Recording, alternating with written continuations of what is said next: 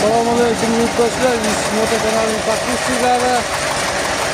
Qashqadaryo viloyati Yakkabog' tumanidagi moto do'konimizda 11:05 Uber Agroglobi mening traktorimizdagi zatka ustinovka qildik.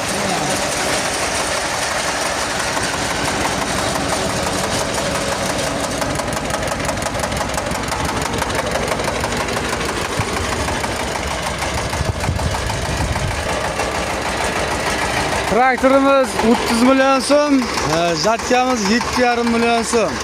Zatka ustinovka qilish alohida summa bo'ladi, gaplashaveramiz.